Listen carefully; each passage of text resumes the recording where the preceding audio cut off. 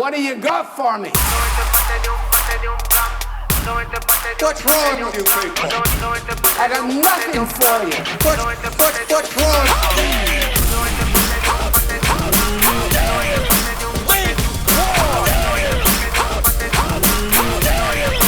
You're not David. How y'all feel this morning? I feel what? That's how I feel.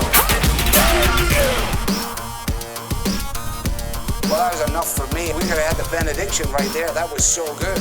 What's going on, everyone, and welcome to the Reformatory, the podcast for the local church and by the local church, and we are your local churchmen. My name is Josh, and I'm here, as always, with Captain Jack Barry.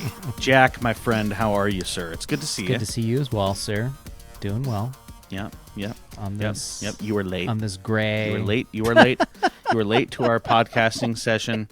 I thought you had abandoned me. I thought you had quit. Gosh. I thought you had left. Because here's the thing. That's what my co-hosts do. Here we go. I thought you had just like Daniel, just up and left me. Josh, you have you were 5 minutes late. And I started my getting. You have PTSD from the whole co-host thing. I'm really a victim. I really am. I really am. Yeah. I've got stuff to work through. Yeah, you do. But that's okay. You know what? You're here. It's good to see you. I was preoccupied as I was waiting for you. I was watching this dude do an in-ground pool install. You know those Facebook videos that you get sucked into? Yeah. I don't know why it popped up, but I kept watching it. It was really, really cool. Yeah, but that's neither here nor there. That's not good. That's not good radio. Nobody wants to hear about that. That's I don't know. You can get a lot. It's old man stuff. Not only old man stuff. I mean, here's the thing. Everybody can relate to this. Everybody can relate to just pulling on a thread on YouTube, and then there's another video after that, and another video after that, and another video after that. Okay, so you are down the rabbit hole. Very, very quickly. Oh, yeah. Yeah, very quickly. Oh, my gosh. Well, Jack, it's good to see you, man. It's good to be here. We've got an interesting topic today. Yeah, we do. It's gonna be interesting, dude. You know our topic today. So we'll get to the cigar review in a second, but I want to do a little pre. Oh, gosh. Little pre-topic talk, dude. This topic. So we're gonna be talking about. City versus country when it comes to local church ministry, right? And I gotta tell you, dude, this is going to bring up in my head, in my heart, so much prejudice. Oh my gosh. So much unconfessed prejudice that I have for city people. For the people like because of me. where yes, for you specifically. I can't wait to get into it. But before we do, Jack, you, sir, as always, have a cigar for us. Why don't you give us this week's Reformatory Cigar of the Week? What do you have? So this cigar of the week is very interesting. We don't usually talk about Connecticut's. No, we don't. We don't. No. So I picked out this Connecticut. It's another Churchill. Wow, I'm on a Churchill kick. Primarily because a Churchill Connecticut. Yeah. That's okay. So you're gonna have to convince me on this one. Not even to say our listeners. I'm waiting to hear how you're gonna convince me that this should be our week. Our cigar week. So this cigar is called the 300 Hands Churchill Connecticut. It is by Southern Draw. Southern Draw is the makers of probably one of the best Connecticut's you'll ever have, the Rose of Sharon. This brand, this kind of line, 300 Hands, they kind of made it in homage to basically all the people involved in making cigars. So they started making this 300 Hands line primarily because they said, hey, let's kind of give back. And so I think part of the profits of this cigar go directly back into the cigar makers.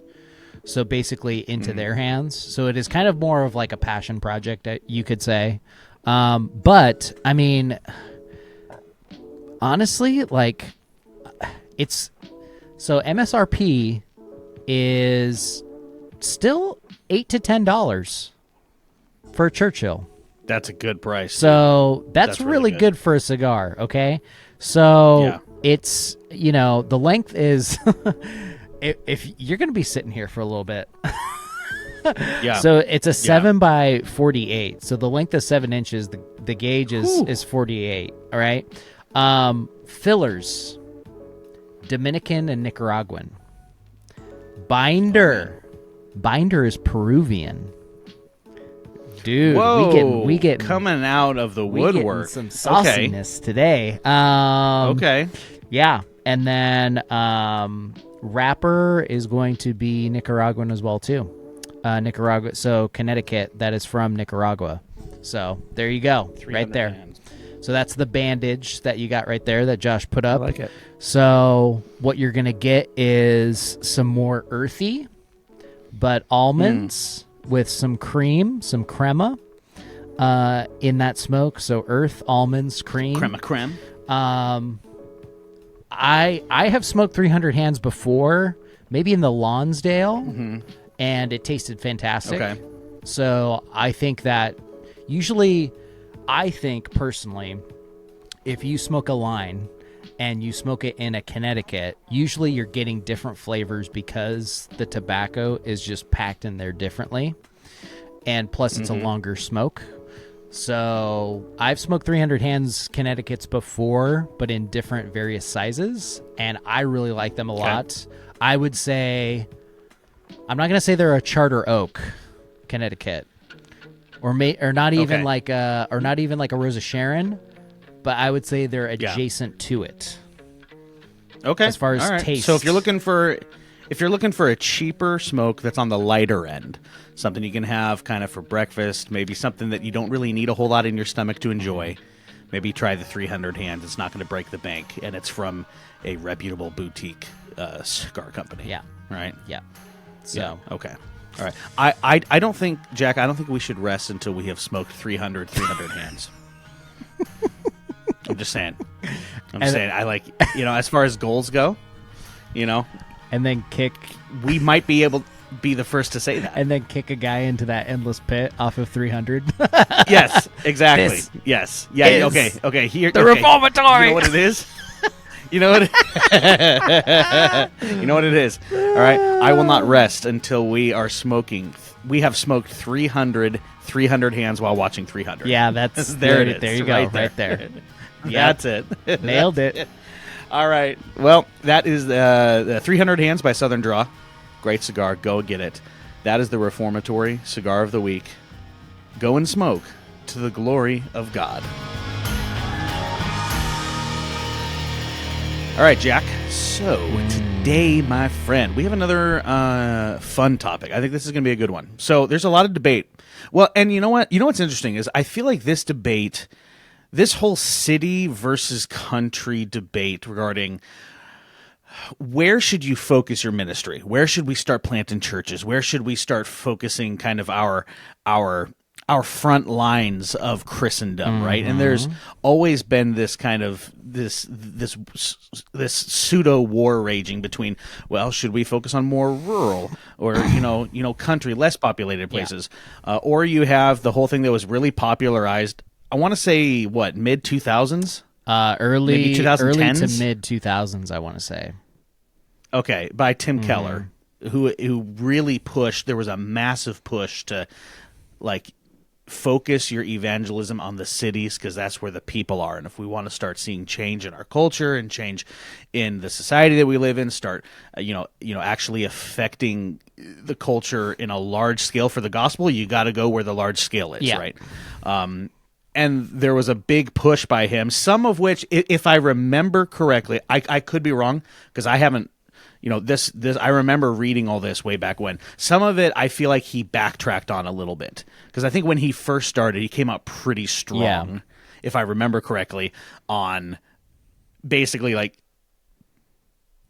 the epicenters of population need to be the focus, and there really wasn't a whole lot of focus put on smaller, either country or rural areas, right? So I think it has come to more of a balance, but this question still remains, and this is still a topic of conversation. And no matter who you talk to, you're going to have different people that have different opinions on it. And as I have experienced, and again, this is where some of my aforementioned prejudice comes from, you have people who take moral high grounds on this particular issue on both sides, which is really interesting, right? So let me throw it over to you first, Jack.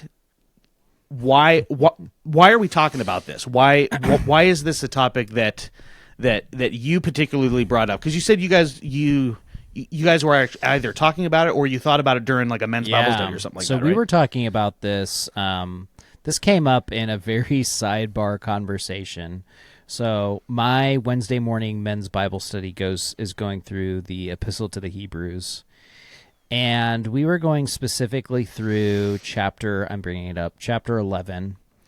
We're talking about kind of the quote-unquote Hall of Faith, which honestly, if you really pull the threads in these texts, it's really about Jesus. It's completely about Jesus working in these people's lives, pre-incarnate and incarnate. So you just blew my mind. Just it connects like the whole passage, like the whole chapter is connecting into that. Wait, are you saying that Paul did not unhitch from the Old Testament then? Do you think Paul wrote Hebrews? I don't think he did. That's a completely of course. No. Oh, get out of here! No, Paul. No dude, way. Paul wrote no Hebrews. way. This is okay. not even yes, disputable. this is. Dude, this is absolutely disputable. Get out of here with this, absolutely dude. disputable. Paul wrote Hebrews. He wrote. Dude, it is his finger. His grubby little hands are all over that epistle, dude. Are you kidding me? Who do you think wrote it? No Who do way. you think wrote it? You think it was Mark? No, I think it was Apollos. I think it was Apollos. Oh, good gracious! Primarily because you're just of Apollos.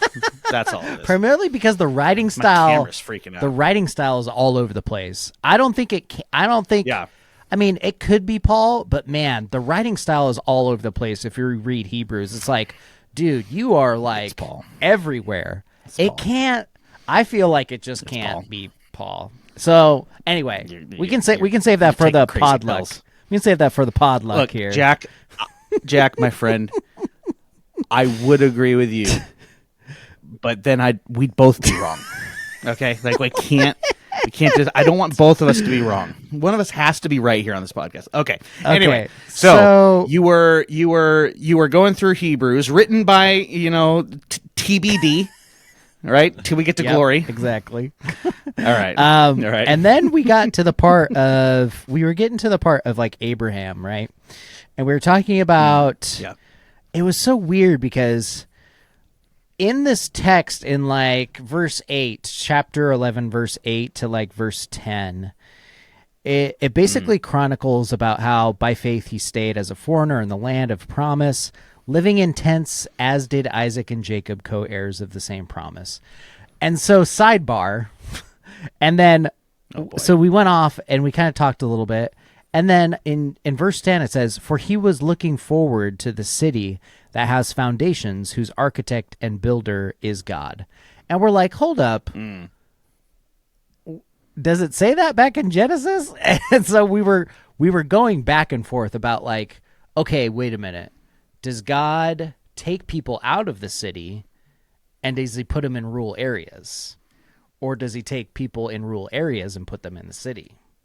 So we were like going back and forth on that. If you grew up where I did, only the true believers leave the city and come out to where the grass is green. And I was going to say the girls are pretty, but that's a different song. Oh man! So we were sidebarring this, and then we started to get into the topic of, well, what's better? Is living in the rural area? What's better? Is living in the rural area supposed to be the calling of God, or is to find this city and to live in it? To where obviously Paul is doing most of his ministry in port cities, right? So he's doing that because there's commerce, because there's a certain way that he is strategizing building churches that a port city can basically kind of jumpstart you onto, right? So we started to talk about like, okay, like how did we get to this point of the rural versus city? Like what's better than this? And I think one of the guys was like, I don't necessarily agree with Tim Keller and what he started to bring up with the whole, like, let's all move to the cities mentality. Which I'm just like, was it Keller or was it Piper who said this? And I think we even had this conversation of like back and forth. You and I were arguing over this too. So I'm convinced it was Keller. Like I remember that was his baby. Now I think Piper had some things to say about it too, but I think it was mainly Keller that kind of flagshipped it. I could be wrong, but I just remember all of the, like, I remember like whoever idea it was, Keller got most of the heat. So that I know. So maybe he got all that smoke. Maybe he took some bullets for Piper. He got all that smoke. But he got all the smoke on that one. He did. It's just interesting how we've seen the development of this happen, because I feel like it's horseshoeing back around. I feel like the conversations are back now to people are now leaving the city because of all the calamity and stuff that's happened over the last couple of years. People are leaving the city. And you even see this in rural counties that I grew up in, which are the Kittitas County in central Washington State, where now the population is booming. At least the housing market is booming there again. And it seems like because all the people are leaving the bigger cities to go out and live in these rural populations again. And so then it starts to beg the question, should we be doing that? Well, it depends on who you ask. You know, if you ask somebody where I grew up, absolutely not. They're ruining our county. They're driving up house prices. They're killing our cattle. And even also, you have this dynamic, because I've lived in both Ellensburg and Tacoma. I've lived in bigger cities. I lived in smaller cities over my lifetime. Which Ellensburg and Tacoma, dude, I think you have succeeded in living in the worst places of both Eastern and Western Washington. So congrats to you. You picked the worst parts of both sides. What can I say? You get the Tacoma Dome and you get the Ellensburg, the world famous Ellensburg Rodeo. You know, you get both. My of those goodness, ends. dude, you can pick them. So I think that it's interesting because when I was growing up too, and when I wouldn't say I didn't hear this a whole lot, but I heard this animosity. There's an animosity towards people who lived in the city or bigger urban areas.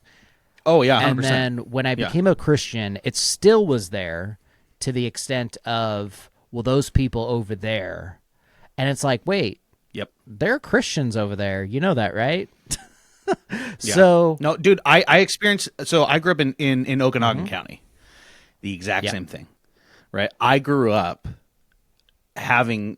I mean, I joke about having prejudice toward the side of the mountains that I live on now, but it used to legitimately be like that. Yeah, there is so much prejudice when you cross the Cascade Mountains. When you get over that mountain range, you are in a different state. Even though you're still in Washington, you are in a different state. Everything's different. The people are different. The climate is different. The politics are different. There is such a massive prejudice in Eastern Washington for folks that live on this side of the mountains. And even more so, I would say, and I experienced this going back and visiting home, even more so people that left Eastern Washington to go live on Western Washington like I did. Yeah. Right. So, dude, the prejudice is real. Just on like a socio-economic, political level, like not even counting Christians at this point. Just the general population, the prejudice. But it's real. Crazy too, because in areas like where your church is at, I would consider that a very rural area. But you're on the western side of the mountains, so you get basically lumped in to the rest of the depravity. Oh, yeah, we do. Oh, 100%. Yeah. Which is crazy to me. Yeah. Basically, it like how, okay, this is how it goes, right? You have Okanagan County, you hit Wenatchee, you hit Leavenworth, which is basically just the vacation spot for Seattle folks. You get over the mountains, everything's Seattle. It's just Seattle. That's all they think about. That's all they know. It's King County. It's Seattle. That's all it is. If you are on this side of the mountains, you're from Seattle. And it's crazy. Yeah. That's it, But dude, it's so real because what's an interesting part of this debate is how much that type of mentality will affect our theology and will affect our heart for the lost and will affect our desire to unify with other brothers and sisters in Christ. Right? Is real prejudice. Prejudice is a thing. Yes. Certain prejudice yeah. against other people. Yes. How about that? Yeah, exactly. Yeah. It's a real thing. And it exists. And it affects a lot more than I think people realize. And I think there's so much of that gets lumped into this rural versus city debate. Even though I think when the debate was posed, it was very much on a theological, like evangelical level, and sorry, not evangelical, evangelism level, right? It's like we need to get the gospel out to folks. So it's true, but I think it was an oversimplification of this is where the most people are, so this is where all of our focus should go. Instead of, I think, having a more balanced approach that we'll get into later, right? But yeah, it's just an interesting dynamic how much those real life prejudice will actually seep into places that I don't think we realize it does. Well, on top of it too, I think the other dynamic is that being a part of Mars Hill, this was always the mentality. Go into a city, you better go into cities. We ain't going to no rural places. We ain't planting churches out in the rural areas. It was always about the city. Like, it was always a focus. But the problem is that if you do that so hyper intentively like that, you create this way in which you resent the city you even live in. It's not a place where you look at and you try to be evangelistic in, or you try to leverage aspects of the city in order to share the gospel. You start to develop this animosity towards the city and towards people who don't have the same faith like you, everything. You're not loving your neighbor. There is a cultivation of it's us versus them. We're better neighbors than you are, technically. And so that was what happened in the Mars Hill area, the Mars Hill machine, you could call it, because you were really doing that if you were a part of a city. Like, you needed to come against that city in a way where you're almost resenting it, which is not I think Josh and I have talked about this, but you should have a clear conscience when you do things. Like, your conscience, it helps. Your conscience should be captivated by the fact that God has called you to a certain place and has a certain mission for you. And that mission is to share the gospel with people around you and to love them as Jesus loves us. And so, it's just that kind of mentality is... But you also see that in a rural dynamic, because then they are kind of resenting the bigger cities because of stuff and everything along those lines. So I think part of it... Well, I mean... Anyway. No. I was just going to say, I can speak to that, is that they're growing up, and there's so much of it that's actually still there. I see it and I hear it when I visit. Yeah. Right? There's so much of a feeling of superiority because of where one lives, right? And because that feeling of superiority is there, it affects how you view other Christians, right? And it goes so far. It goes so far as this, that if I am a Christian that lives in the country and am doing so because of moral reasons, I am then going to take that morality that I have created for myself, and I'm going to apply that across the board to other people. So now, everyone who is not living where I live, living how I live, living in the way that I agree with, is not pursuing righteousness or holiness in the way that they should. And we begin to see this mentality. And it doesn't, this will extend to anything. It doesn't matter. It's not just where you live. This will extend to anything. Yeah. Convictions, what churches you go to, fill in the blank.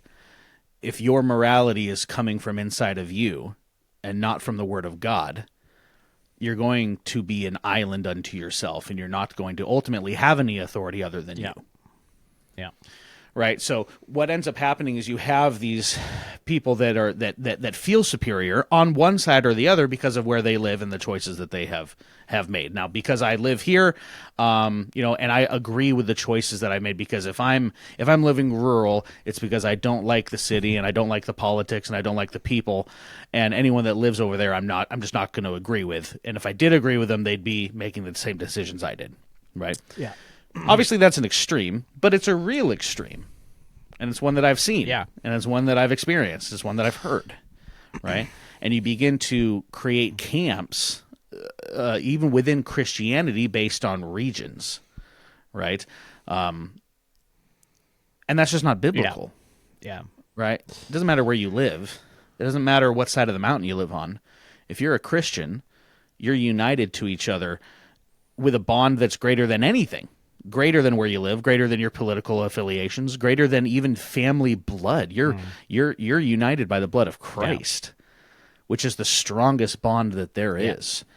And I think it helps when we're talking about this particular topic of city versus country to remember that ultimately what unites you is not where you live, it's not what you do. It's who has bought and paid for you. You're united by the blood of Christ. So that's I think the root of the issue. Is people forget that. Yeah. And they begin to elevate things that shouldn't be elevated. And this, again, I'm speaking from the countryside because that's what I know. Yeah. All right. I grew up there. My mentality, my thought process, my heart, to get somewhat dramatic, my political ideals, it is still very country. That's never going to go away, right? You can take me out of the country, but you can't take the country out of me. Like that's just how it is, right? No matter where I live, I'm always going to be from Okanagan County. But with that, those aspects haven't changed. I realize, and I can see now, having experienced both, where that prejudice has seeped in places that it shouldn't. Because if I let it, Jack, it's going to keep me from connecting and from investing in the lives of my people out here, simply because I'm viewing them first, not as Christians, but as West Siders, which is what we call y'all. 206ers. 206ers. Yeah, that's right. Yeah. King Countyers. Although it's funny because Seattleites. It's funny because I live in Pierce County, and Pierce County is pretty drastically more conservative leaning. Primarily, well, I mean, you guys are really blue collar. Yes, we're We're more blue collar down here. Plus, we have, I would say, half of our county is in more of a rural dynamic to one extent. Like you're kind of rural adjacent. I don't know if you could say that or not. Because I was telling Josh this the other day. If you drive down Pacific Highway, which is Highway 7, which is basically literally if you go down the street I live on, make a left, and then drive for about like a couple minutes and then make a right, you're on Pacific Highway. That Pacific Highway takes you directly to basically Mount Rainier. And then it also takes you to, it's not Sodom and Gomorrah. White Pass.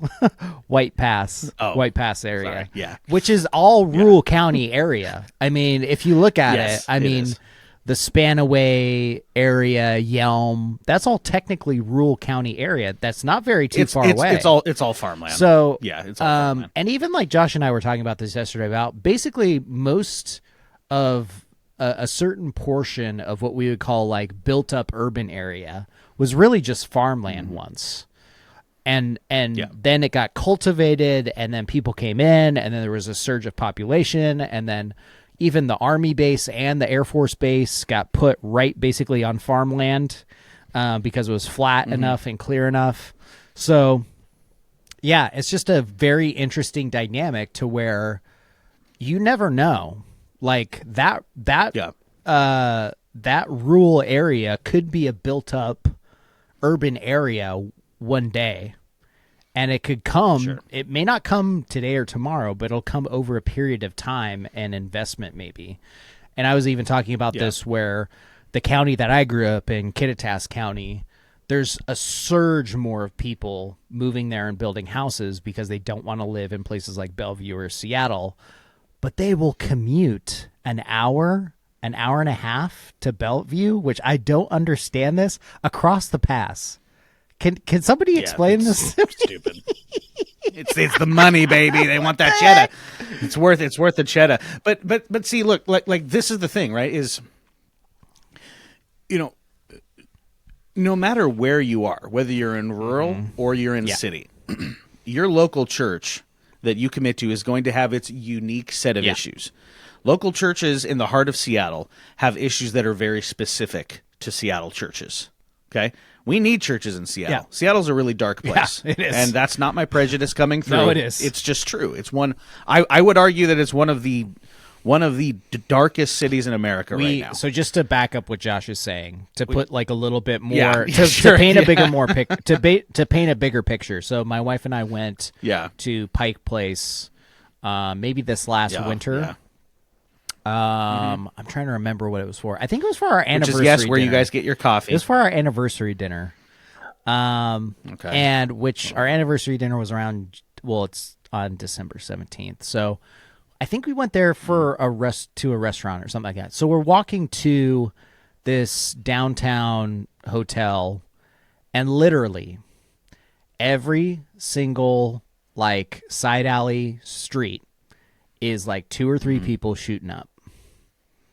Oh, yeah. Every single side street. It's not even an exaggeration.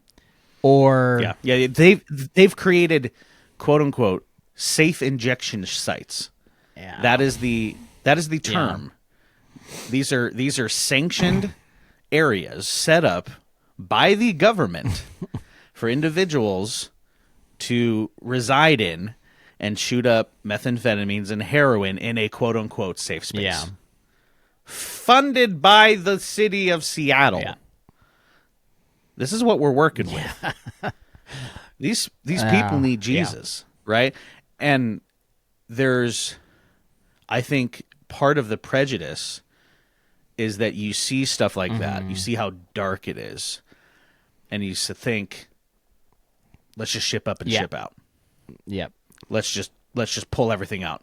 Remove the ground troops. We're getting out of Dodge. We're handing this over to Satan. Yeah. Right? The problem with that mentality is that that's not your job. Yeah. We don't have the authority to call something Sodom and Gomorrah and wait for the hellfire to start raining down, right? I mean, that's what Jonah tried to do to Nineveh. Yeah. Right? He gave it one shot. He walked in. He had one job, Jonah. He checked the box, and then he walked out, and he's waiting. He's like, yeah, all right, let's watch this place burn, right? And I feel like that's what a lot of individuals, especially in Eastern Washington, where I grew up, that's how they view Seattle, right? And I think that you'll have that in any state where you have country and city in the same thing. It's a very common attitude, right? And you have prejudice the other way too. Right? You have a lot of people in the cities not like country folk. Prejudice is real on both sides, right? But to get back to my point, like Jack just illustrated, Seattle's a really dark place. And there are people there that desperately need Jesus and desperately need the gospel. And you're going to have people there who are at rock bottom that have turned to every resource that they know except Christ. And the fields are ripe for harvest, right? We need people who have a calling and feel the sense of urgency and the love to share the gospel with those folks. We need folks to take that mission on. Yeah. And but we also need folks. Sorry, no, go ahead. There's a dynamic to this that's very interesting too, because when we were talking about this at my Bible study, there's a guy who lives out in a rural area. His name's Roy. Roy is like one of those seasoned, like, lives in obscurity kind of saints that you only find like one in a lifetime, right? This guy, like, he volunteers at CareNet to help men who don't want to abort their kids. Basically, he volunteers to coach them up to be dads. He's adopted like 2 or 3 kids of his own who are outside of his family. Wow. And he lives in a rural area. Legitimately doing the Lord's work. Like, he's out there doing it. And, you know, he's in his 60s. And it was funny because I said, you know what? This doesn't matter. This subject that we're talking about, these distinctions, they don't matter when it doesn't matter if my neighbor's ungodly or Roy's neighbor out in the rural area is ungodly. They still need Jesus. Plain and simple. Yeah. The solution is still the same. Yeah. The solution's still the same. Whether you live in the sticks of Eastern Washington or you live in the high rises of Seattle, your main issue is that you need Jesus, and the only thing that is going to satisfy your need is the gospel. And that transcends, that need, that innate need transcends everything, because it is innate in all of us. All of us have a need for the gospel of Jesus Christ. And different churches are going to have different issues, like we were talking about. The big city churches are going to have their own specific set of issues that they have to deal with. The country churches are going to have just as many issues. They're just different. Yep. They're different, right? And again, I'm talking from a place that I know, because part of the prejudice that I have had to work through is that because I live in the country, I have less issues I got to deal with. No. Mine are just maybe a little bit more, maybe a little less obvious, and therefore more insidious. Right? The city has its issues, absolutely. And they're normally, not across the board, but normally very obvious and very flashy, very in your face. Right? The country churches are going to have their own issues, and they're usually not as flashy. They're usually not as in your face, which means they can hide better. Yeah. Which means that they have the opportunity to sit and rot. Right? Every church, no matter where you are, is going to be faced with its own specific set of issues. It's not one or the other. It's both. Yeah. Right? We all have the same need. So whether you are in Seattle or you're in the sticks of Eastern Washington, whether you're in, the sticks of Wyoming, or you're in Chicago, right? You can be and you are called to be a faithful church to the people that are around you, because country people need Jesus just as much as city people. Yeah. Right? And I don't like, as much as I understand where Tim Keller was coming from with his, this is where the people are, so we need to get the gospel to them. Yes, true. I think it created an imbalance with people. And I think that if we want to, I think we need to bring that back and kind of pull that back a little bit and say, you know what? Both people need good churches. The rural areas need good churches because there are rural people there that need Jesus. And the cities need good, faithful churches because there are city people there that need Jesus. And at the end of the day, we're Christians. We're people. Right? Doesn't matter where we live. What matters is our need and who we are trusting in to fulfill that need. So it's just really interesting, because I have to be careful And I've, I joke about this with the guys at church a lot, but I do have to be careful that there are, if something happens, because here's the thing, as we've already stated, Washington is so liberal. And because of how big King County is, with all the people there, wherever King County votes, that's the way it goes for the rest of the state. Right? And like I said, if you're in Eastern Washington, with literally all factors, you're in a different state. Yeah. So part of the prejudice comes from the fact that you got people in Eastern Washington who are having to deal with the laws and legislations from King County that's completely different from them, right? So I have to be very careful with my own heart when Washington drops a new stupid bill, because they're going to. It's just, we seem to be wanting to be at the forefront of that kind of stuff these days. I have to be really careful, because I can very quickly just go, oh, these city people, and just the way that they vote just kills me. I wish, and you know what? That's not helpful. Yeah, it's just not helpful. It doesn't create a spirit of true desire to give them Jesus. It just makes me want to burn it down. Yeah. And it's just not good, Jack. Yeah, I usually have the counteractive way of looking at legislation. Call it army conditioning, but it's just like, all right, bring it on. You do that. You do that, guys. You just want to fight. Do that, guys. $180 car tabs? Bring it on. We'll see this out. We'll figure this out. Like, Jack sitting here is like, I've been chewed out Jack's before. Like, I'm going to outlive all of you.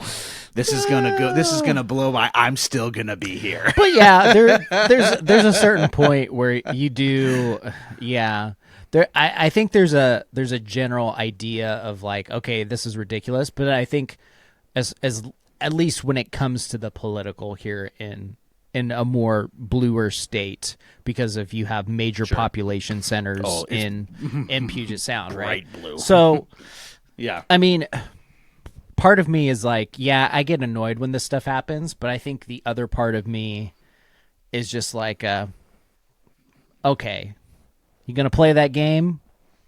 Holy Spirit's gonna do something. I feel like it kind of cycles in my mind like that. Like, sure, man can do what he wants to do, and he can try to scheme and make his plans, but you can't supersede God's will. And you can't supersede the Holy Spirit. And you can't supersede the gospel. You can try. You can ask the Roman Empire. You can try and do that. Just try and find out, guy. Just try and find out. It's very Calvinist. Yes, of you, it Jack. is. I usually take that route of like, okay, knuckleheads are going to knucklehead. Just kind of take the punches as they come. And I think it's because I was really political when I was younger. I was very zealous politically when I was younger. And then I just got burnt out of it because I figured out that both of the sides are just kind of playing the same game. They're just branded differently. Yeah. And that's when it's just like, our libertarian sides are coming out. Shh, quiet. Not too loud. And that's when I just was like, okay, if that's what it's going to be, I'm in exile and I'm just going to keep living life and I'm going to keep relying on God. And sometimes you have to take that mentality, whether you live in the city or you live in a rural area, because you don't know what's coming. Like I said, the population of Kittitas County is rising with more people, and you see this across the nation. Many different states that had a certain amount of people who are voting a certain way are moving to more quote-unquote conservative areas, and that's going to change the whole dynamic and the whole scheme of everything. And they're taking their politics with them too, which is interesting, right? So everything's changing, right? We are going to see just the demographics change, right? And so the point is, if you're basing your entire life off of where you live because of whether it's politics or whatever it is, I mean, things are shaking up, right? And that's what happens when you have your focus on something other than ultimately the gospel, but like Jack and I would argue, and what we would encourage, your local church. Because your local church still needs to be there. Where whatever happens politically around you, your local church it's still there. Those are your main constituents. Those are the people that you are committed to. And then you go out and you preach the gospel to whatever culture you happen to find yourself in. The local church is still there. Yep. And I think that mentality, especially what you're talking about, Jack, of, you know what, come what may, come good weather, come good bad, come bad weather, I'm still here. I'm on this ship. This is where I'm committing to, right? Yeah, and sometimes God calls you away, and sometimes he calls you to stay. But make sure that the reasons that you are basing that off of are good, and they're right, right? Yeah. I think Big Eva has sons, Jack. Sir. Yeah, she's probably from Seattle. She's probably from Seattle. She probably is, dude. She's probably got that weird haircut and got some like soy latte junk. She's probably got Converse on. Converse. No Nike Air Jordans. No Nike Air Jordans. No. Oh goodness, are you kidding me? Okay. No, this isn't Chicago. Yeah. No. She's from Seattle. She can't afford that. She's spending everything on rent. Are you kidding me? She's probably wearing Crocs. Barely afford the Converse. She's wearing Crocs, dude. She's in a studio apartment paying $2,600 a month. Yeah. Oh, that's what she's doing. Truth right she's there. in a 400 square foot apartment studio. Like, she's sleeping and going to the bathroom and doing everything in the same room, and she's paying $2,600 a month. No wonder she's singing. She's wanting to get out of there.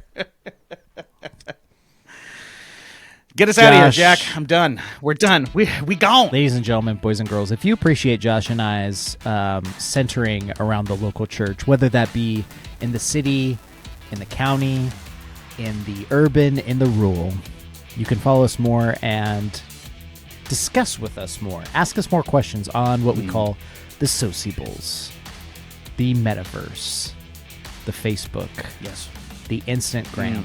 Goes well with chocolate and marshmallow, or the always depraved, always favorite of everyone, the tweaker, the Twitter, the little blue bird site, Muskerville, if you will. You can follow us all on those sociable platforms at the tag at Reformatory Pod. Ask us more questions. Shoot us a DM if you want to hear. If you have episode ideas, please shoot us those. Josh, you can tell the lovely people how they might support us in our endeavors to make the local church central into the believer's life. Absolutely. Well, you can drop a rating on this podcast. Give us some 5 stars for 5 solas. Write us a little review if your podcast platform lets you do that. I know Spotify does. I know I think Amazon does. I know Apple Podcast does, and that is the most popular app. So if you haven't done that yet, help us out. Drop us a little 5 stars for $5 holla. Exactly. We would greatly appreciate that. 100%. As Jack is already saying, you can drop us a $5 holla, which means $5 a month for exclusive content. Jack, we have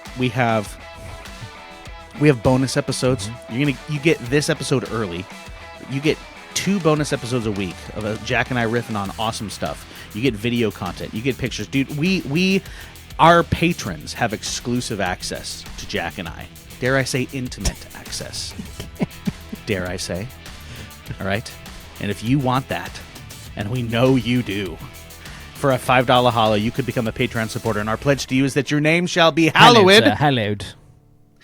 Hallowed through the halls of this podcast. That is our pledge to you. Last but not least, head on over to YouTube, because we're on YouTube now. Subscribe to the channel. Like, drop a comment. All the things the kids say. Like, comment, and subscribe, right? Ring the bell. I think that's what the kids say. Like, ring the bell. Dude, yes, ring the bell for notifications. I forgot about the bell, dude.